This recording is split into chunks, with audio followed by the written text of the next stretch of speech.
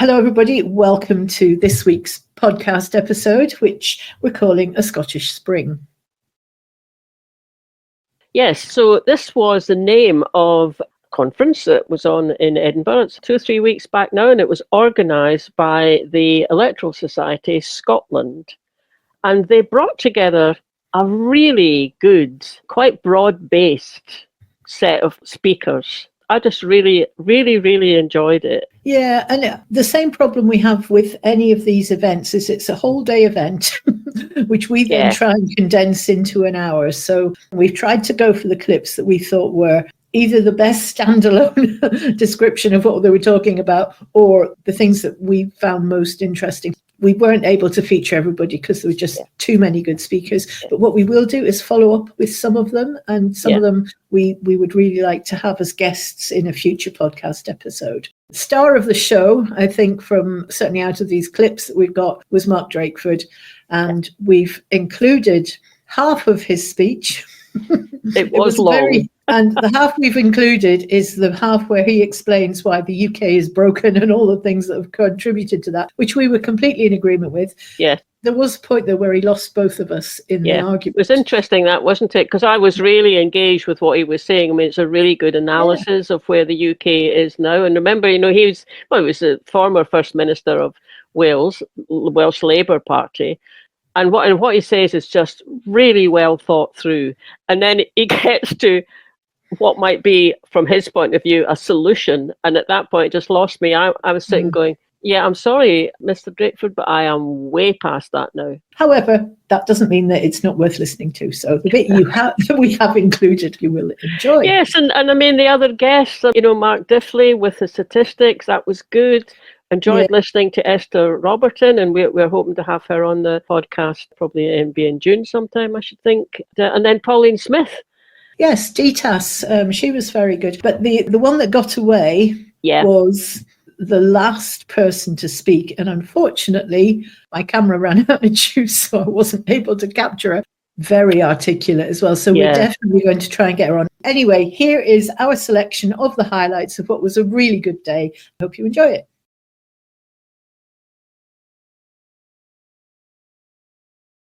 The first session was a very interesting discussion between Willie Sullivan, who is the Electoral Reform Society's Senior Director, in conversation with Professor Nicola McEwen, who's the Director of the Centre for Public Policy. Their talk was on polarisation in democracy, and they started off wondering if technology was the reason why the far-right parties were ascending, but the conversation moved on from there. And I guess you could say, if democracy was about sharing power out, and then you looked at the levels of inequality and where the resources and assets are, and I always think if you want to see where the power is, look where the resources are, then we've not shared power out very well because we've not shared everything else out very well.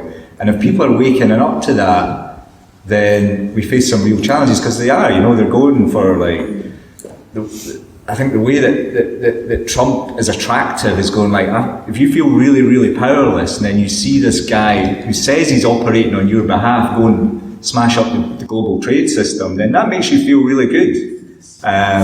So I think in the meantime, we've got real threats, and I'm just saying that trying to understand where that comes from is how much technology has changed our society and our politics. How are we going to adapt to this to bring it forward? So I was looking at quite a lot of the literature around the rise of what in political science terms we call radical right, populist radical right. Okay. So Reform Party would be one of those. Marine Le Pen's party would be another. And it isn't really technology. So the thing you haven't yet mentioned is immigration and perceptions of immigration, which is, there are many explanations, but that's a common factor that you find in studies across lots of different countries. It's not the only thing, and it's linked very much to people's sense of place in the economy, and it's often actually not the worst off and the poorest, but those, a little bit for those who feel that they have been disadvantaged. the sort of relative sense of relative economic decline. There's also really interesting stuff around what people call a halo effect. So those areas that are most affected by experiencing higher levels of immigration are not generally those areas that are hostile to immigration, and those sort of countryside areas that experience very little are also not the most hostile to. It's the periphery, where you might feel or perceive some effects without necessarily having the shared experiences that being part of the same community would bring you. And we are not immune from that within Scotland. And there's a think tank called Migration Policy Scotland that do really interesting survey work around attitudes towards immigration within Scotland. And there are changes, there are trends. And we are now sitting at, I think, over 40% of people in Scotland think there should be less immigration to Scotland. We don't have that much immigration to Scotland. You see, political debate talking about the need for more. So there is a sense in which the political space of what you might think of as mainstream parties is not connecting to quite a significant section of the population, and that is the space that is vacated where populist parties can insert themselves. Technology, you're absolutely right, can be a force for enormous good, but we've let it be captured by half a dozen really rich individuals. The internet, or the web, I always confuse the two, was invented as a good thing, free of charge. Berners-Lee did never intend it to be hijacked. But I think that is used to create the power which continues the disaffection, and the immigration issue is a symptom of that. If the political parties were addressing the reasons these people feel disaffected and making their lives better, then immigration would not be an issue. It's just a scapegoat population. And for me, Scotland is crying out for more people. If we can't get that message across now in Scotland, we've not got much hope, really. Thinking back to the independence referendum, I think that was probably quite a positive thing for lots of people. There was some bad behaviour in some parts of it. I'm not so sure we could do that again now in that same way. So I just wonder, what do we do? I mean, we do need to deal with these problems, but it doesn't seem that we've got the right institutions or methods to deal with it. Should we just avoid them, or what do you think? Is it possible to avoid them? Probably not.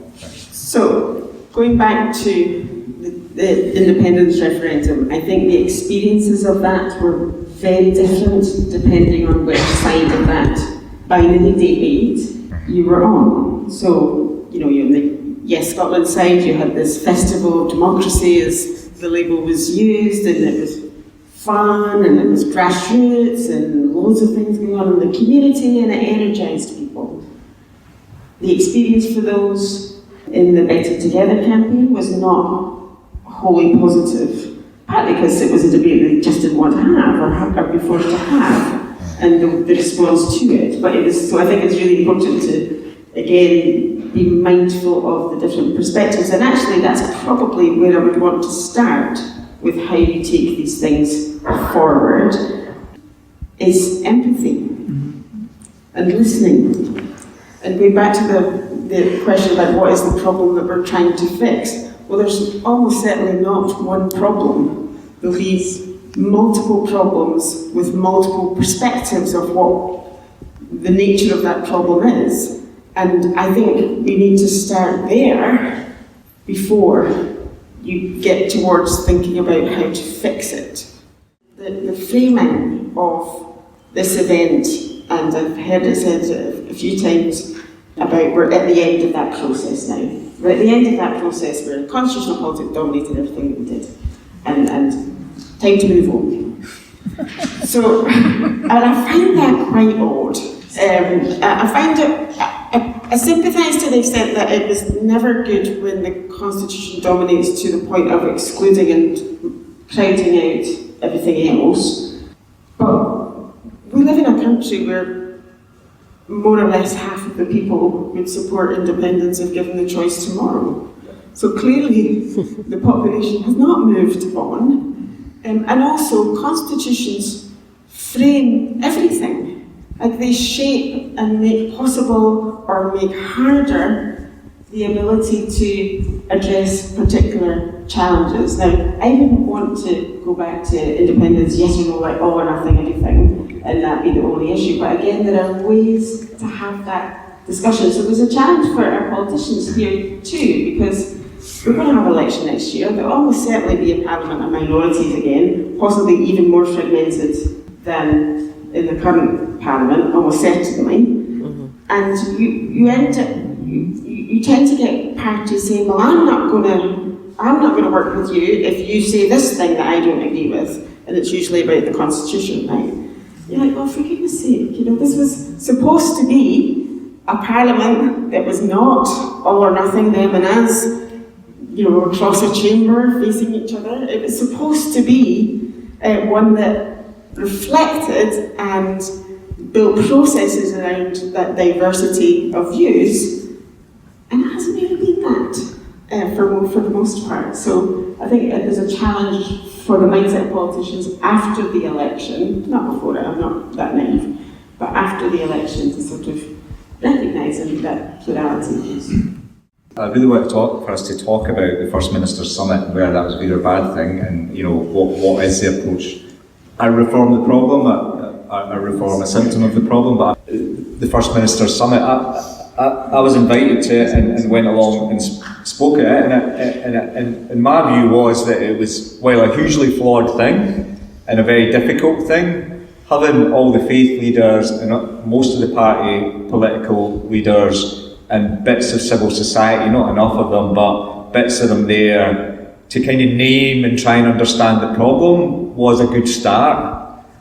And I think there's a huge question about how much you play into that anti-establishment frame that they are creating, and how much do you organise and share and unite in order to counter or to try and change these things. I mean, we know the big driver is inequality, so if they end up there and want to do something about that, great. But I was on the whole, I thought it was more of a good thing than a bad thing, and I'm happy to try and help do more of it, because I think it addresses the fact that our democracy is not working, and if they want to do something about that, great. But yeah, I understand there's huge problems with it. I don't know what you thought, Nicola. So I wasn't there. I read a little bit about it, and one of my colleagues was, and I think it sounded like a worthwhile discussion that started the process of listening and engaging and sharing different perspectives, and all of that is positive. I think its starting point and the motivation for it might have been a gift to reform if anyone had noticed, but actually I'm not sure how much public resonance the event itself maybe had. But I do think that if you are going to have those sorts of conversations, you don't just do it with 50 people who know each other. And agree. I live in Falkirk, so the shadow of Grangemouth. I'm hugely committed to tackling climate change. We are not doing nearly enough to do that. But this is an example where there are multiple truths. So you still have a community that stands to be devastated by decisions made to close that bit of the refinery. And recognising that and acting on that and doing something meaningful about that is how you bring people with you, and having them be part of the process of making the change is so important. So it goes back to that point about empowering people will help them to feel engaged, and we have a representative democracy just now where a lot of people don't feel represented, and that's a problem. Yeah, great. But I do think we understand ways to do it in a better way. The question is that we need to explore is how bad does it have to get before we start to do that, I think. So, yeah. We shouldn't wait. Yeah. I think that's the thing, we shouldn't wait. Okay. And to answer your question about what difference, I mean, honestly, I don't know. It will depend on the personalities But they will, get their share of places on committees and of committee conveners if they've got enough elected members, the same as everybody else. And that is democracy. You can't just have democracy for the people you like. To bring it back to the UK and funding for elections, so there's been chat about Elon giving a certain party a load of money, but that's money coming outside the UK and influencing UK political elections. So just wondered what you thought about that, and you can make the same sort of comment about funding for Scottish elections. So we've got a big Scottish election next year. Does the funding from that, should that be raised in Scotland or brought in from outside of Scotland? Now, Marlene didn't really get an answer to her question, but it's a good question, and I think one we will keep coming back to in future podcasts. The next session was really interesting. This is Mark Diffley of Diffley Partnership, and some research into Scottish public opinion had been commissioned just for this event. So he takes us through his findings in the next session. Now, obviously this is an audio podcast. He did have slides up on the wall, but because of the light levels in the hall, it was actually quite hard to see the slides, and he does describe them quite well, so I think we'll be okay without the visuals. But he also said that they would send out copies of the slides in due course. We haven't got them yet, but when we do get them, we'll add a link to this podcast for anybody who wants to have a look at them. So this is Mark Diffley. What we tried to do when Willie and I and my colleagues spoke about doing this bit of research was to kind of take a step back, have a think about what the kind of the mood of the country is, how we think about our kind of power relationships, how we think the Parliament is doing all those types of stuff, the extent to which we trust or don't trust, as it turns out, by and large, the institutions that we use and rely upon, and that's really the theme of today. We are, I think, at the moment, a nation that is still, I think, wanting to build consensus. It's a nation that is wanting things to be better, but there is, I think, as we'll see, a cohort of the population, which I think is probably growing, which is sort of deeply dissatisfied, quite anxious, and in some cases quite angry about how things are. So the three themes that we were really concentrating on were, what's the mood of the nation, what are our perceptions of power and the power kind of structures, and what about institutional trust and engagement. But we started the survey by putting a series of kind of statements or perceptions to people. How often, when you think about how things are in Scotland at the moment, how often do you feel the following?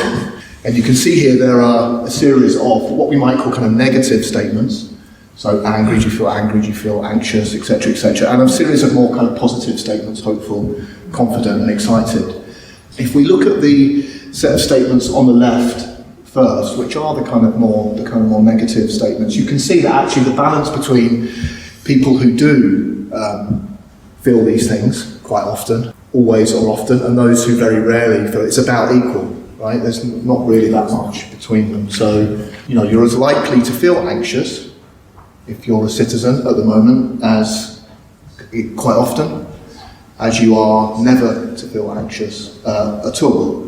Things like that. Only about 1 in 5 of us feel excited. Now, excited is quite an extreme emotion, right? So many of us feel, kind of get up out of bed and feel excited every day. Neither do we feel, many of us feel that fearful, though again about 1 in 5 do. Some of these more kind of everyday emotions, some of these, feelings of exhaustion, feelings of disconnection are actually quite widespread now in the population. I think that's really interesting and something that we need to be thinking about.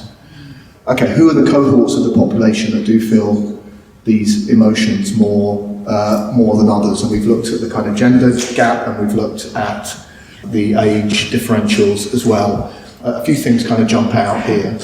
There is, of course, the sort of joy of youth a little bit here, right? So young people, rather comfortingly, I think, still do tend to feel the more positive emotions a little bit. But when you think about it, only about a third of the youngest cohort in the population feel confident at the moment. I think that's a jump out statistic for me. Okay, it's much higher than it is for the older cohorts in the population, but it's still actually pretty low. And one thing I think does fit, that you can see from here, that does fit in with other research that we and others do as well, is the kind of male-female differences. Men are much more likely to feel the stronger emotions, so the anger and the disconnection. Women tell us they're more likely to tell us that they feel anxious or exhausted. Okay, and how does this then break down with kind of political attitudes? These are the set of the more negative statements here. And we've broken it. So this is the proportion of people that feel these negative statements are always or often, right? And that's kind of broken down by the parties that those people supported in the last election, in the general election last year. And again, I think some of this is actually quite intuitive. You know, if you were to, before I put this up, if you were to guess, not the exact numbers, but if you were to guess the kind of order of this, and it would be, you would probably intuitively feel, get the ordering right, if not the exact numbers right. But I think this does tell us something quite informative, I think. Why do significant numbers of those who are voted Conservative or voted Reform at the last election feel much more disconnected, much more exhausted, and much more angry than the population as a whole? You know, I'm sure everyone in this room will have their own views on this, but I don't think we really know exactly. Exactly. It might be with the political context. It might be that they lost that election. People, their parties lost that election and are not in power, and therefore feel sort of a political anger. Maybe it's something to do with there are more kind of societal reasons for this, but it's certainly something which is very, very clear in the data that we should be thinking about. We then looked at kind of different forms of what we've kind of called power structures, whether that's Parliament or about our leaders and so on and so forth. And we'll use a kind of shorthand here. We've tried to sort of divide it between those who sort of broadly believe a kind of consensus position, so that the Parliament should sort of take its time to make decisions, or leaders should try and build consensus rather than kind of act quickly, and so on. So we've tried to sort of build in what we're calling a kind of consensus position and what we're calling maybe a bit more of a majoritarian position here, right? And that's just a kind of shorthand. What's clear from this, which I think will be quite comforting for people like Willie and the Electoral Reform Society, is that the majority of us do support the kind of more consensual positions. We do, for instance, on this question, by about 3-1, think that Parliament should consider all opinions before enacting new laws, even if that takes longer to be done. And you can see the kind of breakdowns here, that there aren't really kind of significant either age or gender or social class differences going on with the data here. But what you'll see throughout the next sort of 3 or 4 slides, as we look at other forms of kind of power and what people prefer, is that there is a kind of nagging cohort of, between a quarter and a third of the population who support kind of more majoritarian positions. Now, you may not find that particularly surprising, but I think it's interesting, and there is evidence now from this research to support that. So here we have, is it important that the seats in Parliament reflect the results of elections proportionately, or that they lead to a majority government? And here it's slightly closer, but by about 2-1, we feel that the results, the seats in Parliament should reflect results proportionately, but a third of the population does not. But a third of the population does not think that. Furthermore, over 4 in 10 young people do not think that, as we can see in the slide here. That's one bit of evidence, but it's one bit of, I think, kind of quite important evidence, and I think it tells us a fair bit. Now, do we prefer leaders who seek consensus before making decisions, or do we prefer strong leaders who make decisions without compromise? Well, again, about 7 in 10 of us prefer leaders who want to build consensus and govern in that way. But again, about 3 in 10 of us don't. About 3 in 10 of us prefer, including about a third of men, would prefer a strong leader who would make decisions without compromise. Again, it's a really interesting finding. And we asked about equality and diversity. Should equality and diversity always be considered? Must it be considered when making decisions, or actually does it get in the way of making decisions? And here you can see a much kind of closer result. So around 6 in 10 of us believe it must be considered, but actually amongst the older population, amongst men, the majority, or at least half, think actually that it gets in the way of making decisions. Now we can unpick whether the rights or wrongs of that, but these are the perceptions that people have. And one thing we did to kind of try and sum this bit up was to say, well, let's try and find out who's answering the majoritarian position to all of these statements, right? So what this does here is represent the proportions of the population broken down by sex, by age, and by voting intention, who agreed with at least 3 of the 4 majoritarian statements. So, wanted a strong leader, or wanted Parliament to always have a majority, or thought diversity and inclusion got in the way. So we're consistent in their kind of majoritarian positions on the questions that we asked, and this is what we see. So you're significantly more likely to be a man, you're significantly more likely to be older, and surprise, surprise, given what we've been talking about, you're significantly more likely to be either a Conservative or Reform voter. Now, you may not find any of that particularly surprising, but it does, it confirms, and it's evidence to kind of suggest that some of the things that we think are going on are actually going on, and some of the relationships between people's views and how they vote, who they are, how old they are, and where they are actually quite true. Okay, so it backs up some of our perceptions. And then finally, we looked at trust, not just in political institutions, but in other forms of institutions that we use in our lives. So we asked people the extent to which they trusted each of these institutions on a scale of 0 to 10, 0 being not at all and 10 being entirely. And these are kind of weighted average scores. So the NHS 6.5, supermarkets are the second most trusted. I'll just let that kind of sink in. 5.5, the police 5.2, banks, and if we'd done this 15 years ago during the height of the financial crisis, I suspect we would have got a slightly different result. Courts 4.9, community councils 4.4, and then at the raft of kind of political institutions here. What's quite interesting is local institutions, so local councils are more trusted than the Scottish Parliament. The Scottish Parliament is more trusted than the UK Parliament, and then the parties and the politicians themselves are kind of the least trusted, right? So now there is nothing particularly groundbreaking about this, except I think the extent to which trust in political institutions continues to decline. And actually, I would argue, if you want to build back some of that stuff we've just been talking about people's view of kind of consensus building, or people feeling anxious, people feeling, then some of this, these are really big things that need to be tackled in order to build back. And just picking out a kind of few nuggets from that trust data, there is a significant kind of gender gap in trust on the NHS, right? So if we look at sort of the net 7 to 10, so these are people that do trust, that are quite trusting of the NHS. Men are much more likely to be trusting of the NHS than women, discuss. I don't think there's any great surprise when we look at distrust amongst Reform voters in terms of politicians being much higher than for the other political parties. But one number that did jump out at us, I think, when we were preparing for today and looking at the data is the phenomenal lack of trust in our judicial system amongst young people. Now, it may be a kind of blip in the data, but I don't think, but it's something that really jumps out, and I think something that would kind of require more attention, I think, or kind of follow-up research, because I think that's really quite a kind of spectacular lack of trust.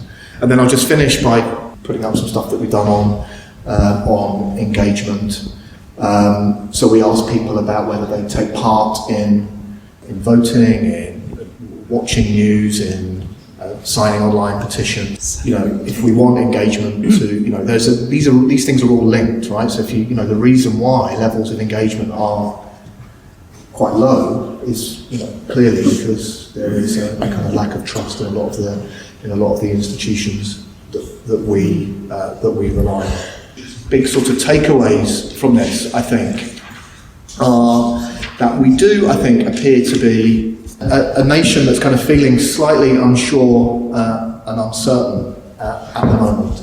I mean, we're hardly unique in that when we look at data not just from the rest of the UK, but from other countries as well. So I think we do feel quite unsure and quite uncertain. I think we're still broadly supportive of consensus and inclusivity, But there appears to me to be a significant proportion of the population, a significant cohort of the population that doesn't feel the same way and quite actively feels quite different, and we need to be thinking about whether that population is growing and whether that's, there are particular cohorts of the population, let alone how we address some of that stuff. And a nation that's distrustful of politics and our kind of political institutions. They appear to me to be the three big standouts. I think this really does chime with other research that's out there about where how the country is feeling. So if we get copies of those slides emailed out to us as they promised, we will make them available. The next session had several speakers and it was on the topic of local democracy. We're going to focus in on two of the speakers. The first is Esther Roberton, who was the coordinator of the Scottish Constitutional Convention that led to the setting up of the Holyrood Parliament. So it's quite an interesting perspective that she brings to the discussion. We fought for a long time to have the Parliament. People much older than me had fought for much longer than me to get our Parliament, and I'm delighted we've got it. I think it's helped build our democratic muscle.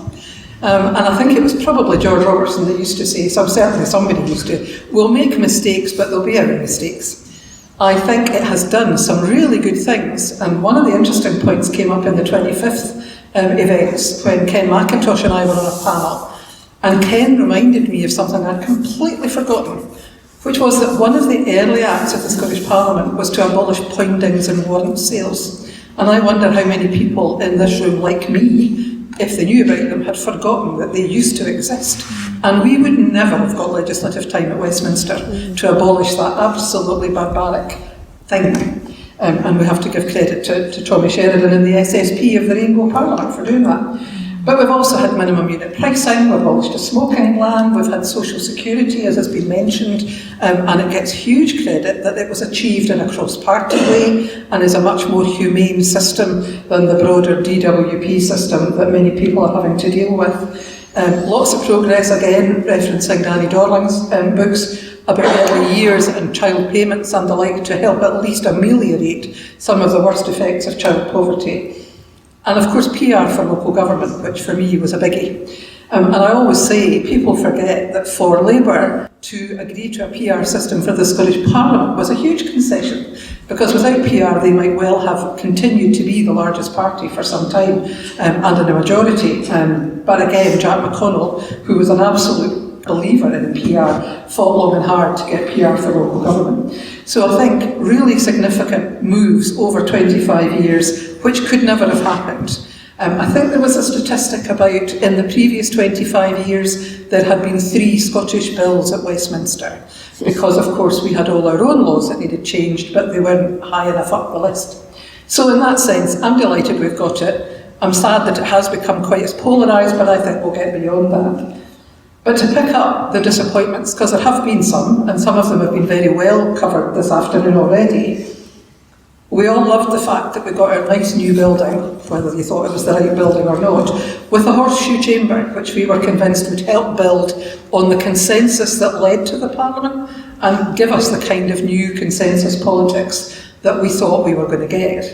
And I was saying to somebody over lunch, people think consensus politics is easy and cosy and comfortable, and it's not. It's really hard work. The convention had lots of fallouts and lots of fights and threats to walk away, but we had a goal in mind, which was a Scottish Parliament, which always brought people back to the table and made them be willing to negotiate and agree and get something that the vast majority could accept and that gave most of us most of what we want, accepting we couldn't all get everything we want. So that was the first disappointment, and it's in, if you want to go looking, the CSG report was published in 2019 and it flags these. And we had Jim Wallace and Henry McLeish and George Reid as 3 members of the CSG who had served in the Parliament, and they agreed about how disappointing that was. The second, and I think several people have said this today, and they too agreed, completely lacking in bold action. It was a new institution, it had to find its feet. But it had powers and it hasn't moved nearly far or fast enough, and that's true of all the parties. And it's interesting that Ben mentioned land reform. It's not an area I know much about, but what I do know is we have not gone nearly far enough. And when I see what's happening up in Kenmore and Aberfeldy with the American corporation buying up whole villages and the locals having no say whatsoever, says it all. We need to own our own land. I could say a lot about owning our own economy, but that would be a start. The single biggest outstanding bit of business from the convention scheme, and some of us in this room are involved in something called Build a Local Scotland. The convention scheme signed everybody up to a commitment to subsidiarity, which is a horrible word. But what it said was power would be devolved to Scotland to address the demographic deficit, but that the power would not stop there. It would be devolved much further down. We have the biggest local authorities in Europe. Highland region is the size of Belgium. We've got 7 councils bigger than Luxembourg. It is absolutely absurd. And I learned as part of my education then, I'm a Fifer. We have 1 council. It used to have 85. Now, I'm not saying we should go back to 85, but my town's 12,000 people. And I think in any other sensible European country, we would have a town council. And we have lots of discussions within ERS about participative and deliberative democracy, and I am very supportive of all of those approaches, but they are no substitute for proper local government. And we need to get back to devolving power out of Holyrood into new local councils. The other bit, and if you go back to the convention scheme, there's a whole section on it. We have what everybody calls a quango state. Now, I've been chair of a health board, I've been chair of more than one, and I've had the quango queen hurled at me. The key in the end is as long as we've got them, we need good people to be running them. But they were created to address the democratic deficit, many of them, before devolution. And as far as I'm concerned, one of the jobs of the Parliament was meant to be reviewing that quango state and deciding how we could begin to bring them back into democratic control, not bringing them all back into Scottish government, but bringing many of them back into local government with proper powers.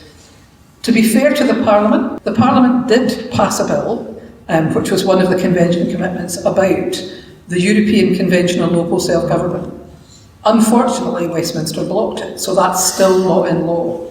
But that would give local councils a power of general competence to raise much more of its own money and to do what they are elected to do, not just to be the delivery arm of central government. So that's a big, outstanding bit of business. The final thing I'd say, because it came up in that last session there, was about the committees. One of the things we didn't agree in 2019 was about the committee structure. And the 3 that had been in the Parliament felt maybe we should go back to select and standing committees like Westminster because the committees weren't working effectively. Well, the first point is, with 129 MSPs, there's not enough of them to have 2 sets of committees. Especially not when we've got so many ministers. We never envisaged anybody would have a government with 28 or 29 ministers out of 129. It's also the case that the Parliament's taken on lots of additional powers with no additional members, so that adds pressure to the politicians. But finally, that structure was built around a model that we thought we had been really generous assessing the amount of legislation that Parliament would pass. We got that so wrong. And I think it was Katie made the point about committees spend their time scrutinising bills. Well, actually, back to implementation gaps, the danger is government puts a bill forward, Parliament passes it, and they think job's done. Some of these bills become acts and change nothing. How many people here waiting for a hip replacement or a knee replacement feel that having a legislative approach to your waiting time guarantee actually makes a blind bit of difference to what the health service can do for you? So there needs to be a review. Do we need so many ministers? Can we have committees' membership staying stable? Because they don't, they churn, which allows them to build up the expertise. And could we have much less legislation? The 4 principles, which I saw were reiterated after the First Minister's Summit, that the CSG drafted and the Parliament adopted. One says a participative approach to the development, consideration and scrutiny of policy and legislation. That policy word was put in quite late on because we realised that although the Parliament is a legislature, it can achieve a huge amount through policy, not just legislation. And the other thing that came to me was that participative approach. We meant that in terms of participating and getting the wider community to participate. But actually, there's an element of needing to reflect whether all 129 are participating. And I love the fact that we finally are talking about why are SNP and Labour not working together on public service reform and things that they agree on, even though they differ on the Constitution. Esther mentioned the Building a Local Scotland campaign there. We have done an episode on that too, so I'll link to that below. And the second speaker in that session is Pauline Smith, who's the Chief Executive of DTAS, the Development Trusts Association Scotland. Let's start with the good, right? So Community Empowerment Act, Land Reform Act, we've got Community Building Bill coming out just now. We've got Community Right to Buy, we've got all these various things that were set up to help communities, empower communities. And I think the problem being is that we're starting to prove we've done all of these things within the last 10 years. We're owning assets, we're taking on vacant and derelict land, we're bringing towns back to think. I've got hundreds and hundreds of examples of amazing things that local people, local citizens are picking up and doing for themselves without party politics involved. They're literally getting up and saying, do you know what, we can't avoid this. I mean, you mentioned avoidance there, and I think that's key to it. There's no avoiding it when you live in a community, when you're actually seeing it, your neighbours, your granny, the child, whoever it is that's involved that's got the issue. You can't avoid that. So communities are absolutely stepping up to the mark and doing what they need to do, which is exciting. And that excites me. Party politics don't excite me. It doesn't excite anyone really on a community level. But what we need is, we've shown that with politics, our parties have brought in these policies. But actually we can't keep doing it for free. And what has not moved, what has not shifted is the power and the funding and the finances to these local communities. So yes, we take on a vacant building, yes, we take on a derelict land, and we bring it back to life, yes, we take on the community hub, we do the education services, the social services, all of these things, that we are doing because we're so passionate about it, because we want to make a change in our local communities. But still we've got party politics, still we're looking at the 50 applications to one to health, one to education, one to employment, one to a capital fund, one to revenue fund. I mean, that's us local people in a local community that are having to do all of that work. Who do I speak to? Do I speak to my MSP? Do I speak to MP? Do I speak to my councillor? I mean, it's just, life is complicated and hard enough, isn't it? We are proving our worth in communities right across the country. Whether it's development trusts, whether it's community enterprises, we've got democratic structures that are already set up right across our country that can do this better than what we're doing right now. We have the answers. And we've now got local governance review in place, but are we all taking it seriously enough? Do we all even know about it? The lady this morning mentioned about Democracy Matters, 2 conversations. We've been going on about this for the last 7 years. And what we need is local government, local and national, to be absolutely taking this seriously, absolutely looking at us as citizens who pay our taxes, who actually do this work, take it seriously, and say, we can do this, we are doing this, but we need to shift the power now, and we need to be absolutely bold about doing so. You ask about DTAS and what we do. I mean, we were talking about participation there earlier. In voting in elections, etc. You take 400 odd development trusts, community-owned enterprises across the country that have all got 10 board members, 20 staff, 1,000 people all participating on a daily basis in different things they're doing. That's hundreds of thousands of people that are fully active, fully participating and fully wanting to make change. Now, there's an answer, is there not? Why have we not got the faith in doing this? Why have we not been bold enough, and why have we not got all the political backing for this? I personally feel like our system is absolutely set up to fail, and I feel sorry for some local councillors and things like that. They're expected to look after, represent 56,000 people in some constituency. How is that possible? It's impossible. So no matter how good you're doing, you're going to be hate for everything that's wrong, right? So, whereas you multiply all those community-owned enterprises, those volunteer organisations that are in there, they're doing the good. You're sitting around having a coffee, telling about the issues are. You don't have to make the effort there. It's already getting talked about what the issues are, what the solutions are. Answers there, isn't it? And we've already got the setup for it. I would hope that local governance review is going to, in the Democracy Matters conversation, is going to be taken a lot more seriously and a lot further. And I'm involved in the steering groups of it, and I say that because I'm a bit frustrated about the slowness of this. If our government's truly, honestly, and all parties this should be, not just party political, this should be our governance of our country that is looking at the community and citizens that are already active, that want to make a change and are doing so, but are feeling disempowered just now because you're not putting the faith and the trust in them at the moment. And our final speaker is Mark Drakeford, the former First Minister of Wales. This is about the first half of his speech, which we definitely agreed with, even if we didn't go along with his ultimate conclusion. What I'm going to do in the time that I have is to talk a bit about the choices that we may have for our constitutional futures.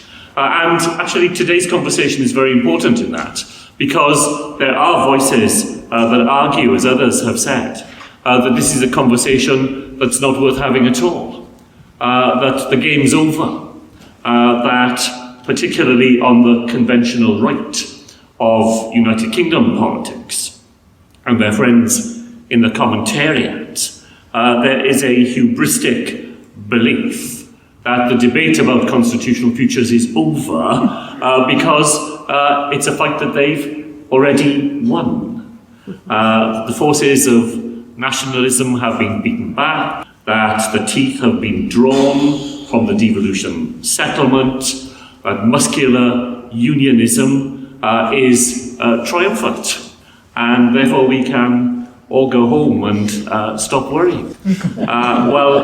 This is hubristic, of course, because it's simply not true. Any opinion poll in Wales will tell you that there is a greater interest in separation amongst the Welsh population, and particularly amongst young people in Wales, than has ever been true in my lifetime. Here in Scotland, whatever the fate of individual political parties, the percentage of the population who continue to favour independence seems remarkably stable, and amounts to around half of the whole population. And in the Northern Irish context, the retreat of unionism is a demographic fact, and a demographic fact that's only likely to get bigger over the coming decade. So the idea that the debate is settled, that there's nothing else for us to do, I think is self-evidently untrue. But it's not surprising, because it's a narrative adopted by those people whose view is that the natural state of things, which is a sort of English nationalism, has reasserted itself, and they're very happy, of course, with that. More worryingly, those who have been friends of progressive constitutional change have in some cases become more pessimistic about the possibilities of further advance.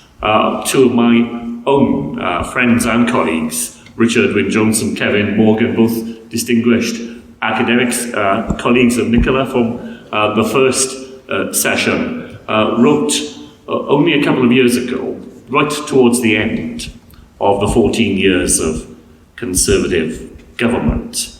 They said that we were stuck in an extended period of stasis in which the current arrangements persist, not because they have any real supporters, but because no alternative is possible. That we are somehow stuck in a constitutional limbo, in a friendless stasis, because it's impossible, because of the range of forces, to see a path to any progress. I don't actually agree with them either. Politics is never, in my experience, at a standstill. There are always currents that are running. There are always possibilities that are emerging. And moreover, if the current constitutional arrangements of the United Kingdom were to stand still, while so many other things will be changing around them as the economy changes, the threat from climate change gets more intense, technological developments accelerate, if while all of that is happening, the constitutional arrangements remain as they are, then our democratic underpinnings atrophy.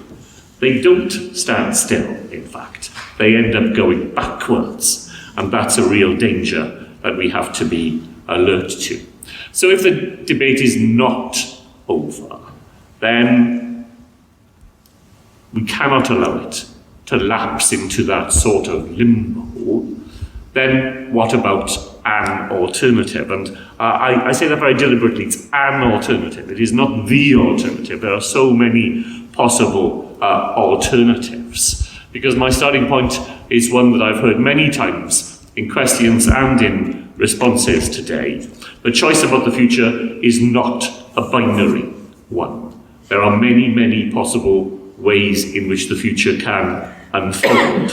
What I'm going to offer you this afternoon is just one alternative, my alternative. And Aaron Bevan used to say, here is my truth, now tell me yours. I offer you my truth. And I wanted to do so because lots of the discussion during the day, I think, has been about the very real problems that we face: polarisation, declining trust, falling participation, and so on. A sense of disappointment at what democracy has been able to deliver.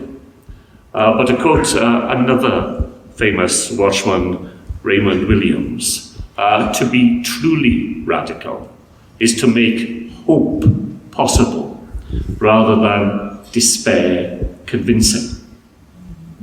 And it is the radical right, the Reform Party that we talked about today, their political tactic is to make despair convincing, is to try and persuade people that hope isn't possible. Now, I'm an optimist by inclination, but I'm also an optimist by obligation, because I think if you are lucky enough to be in a job of political leadership, then you have an absolute obligation to offer people a sense of hope and of optimism, that there are solutions available to us when we act together in the common interest that are able to make a difference in the lives of our fellow citizens. And for me, most importantly, that those developments have the biggest impact in the lives of those fellow citizens who need those solutions the most. They're solutions that reach the deepest into the lives of people who need the chances that we collectively are able to create for them, because left to themselves, those possibilities never exist. Now, I want us to say that none of what I'm going to suggest to you this afternoon is inevitable in any way, because just to be hopeful doesn't guarantee that you will be successful. During my lifetime, well into my early middle age, there were 3 European countries that were entirely taken for granted that no longer exist. I visited Yugoslavia. I went to Czechoslovakia. I think I passed through East Germany once. Now, all of those were places, they were fixtures. As I grew up, they were places there on the map, and they were countries that existed. None of them exist today. And while I'm going to make a case for a particular sort of United Kingdom, it's important to recognise that there's no guarantee that in the lifetime of many people who are in this room, that the United Kingdom will not cease to exist. So while I want to offer you what I think is a recipe for a country in which the 4 nations that make up the United Kingdom, that voluntary association of 4 nations, I'm going to set out a prescription for a polity to which I believe people would choose to belong, not because there is no route to the exit, not because we're frightened into staying, but because there is a prospectus for the future to which we would wish voluntarily to sign up. And in that prescription, and living in an era in which we have forever a smaller number of characters in which to sum up what we want to say, then I'm going to offer you my 3-word slogan, and then I'm going to say a bit more. So what I'm offering you this afternoon is a prescription for a social solidarity union. a union, I believe, to which it will be possible to persuade citizens in all parts of the United Kingdom that this is a future to which they may wish to give their consent. And there are 4 elements in the Social Solidarity Union, which I'm going to rattle past you, I'm afraid, rather quickly. The elements of this Social Solidarity Union will be a place where there are guaranteed democratic rights, citizenship rights, rights in the workplace, and ownership rights to essential and common assets.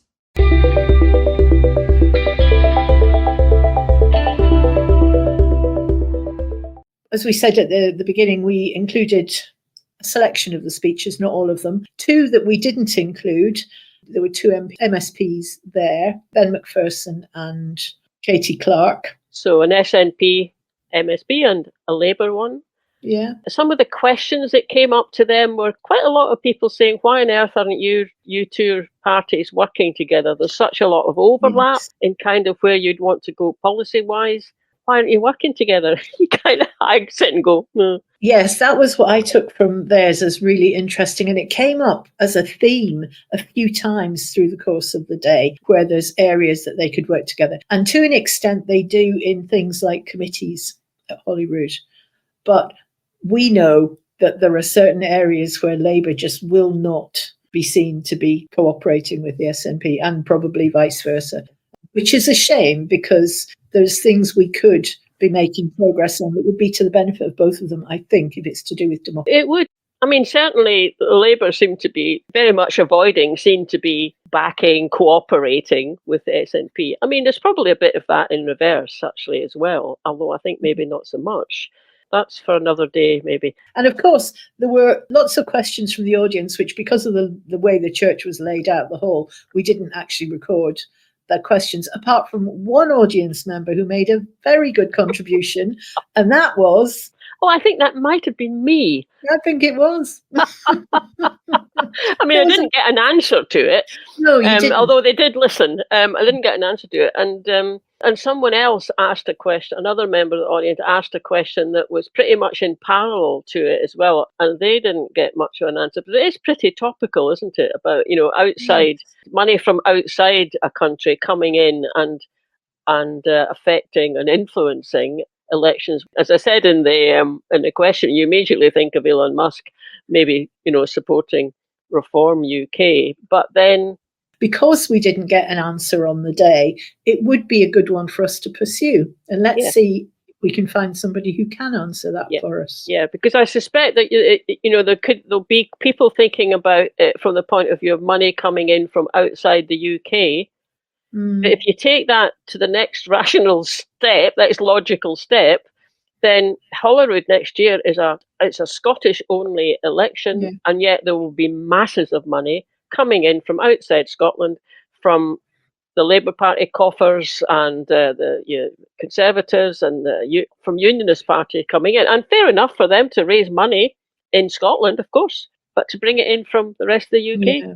I suppose it's complicated, and I just think it's something for people to think about.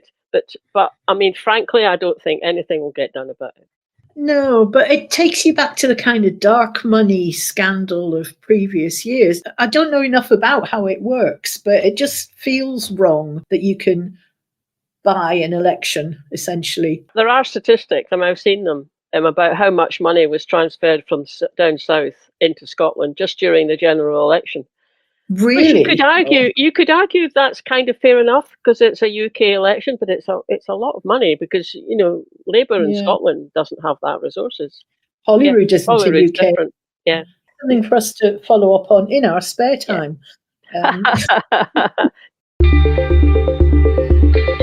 Thanks for listening, everybody. Hope you enjoyed that. Don't forget to subscribe to us wherever you get your podcasts. And if you're listening on YouTube, you can click the little bell and you get a reminder whenever we put out a new episode, which is every Friday. And sign up for our mailing list. You can do that from the website. And we always send one out at the beginning of each month to tell you what's happening. Last but not least, you can buy us a coffee on coffee.com.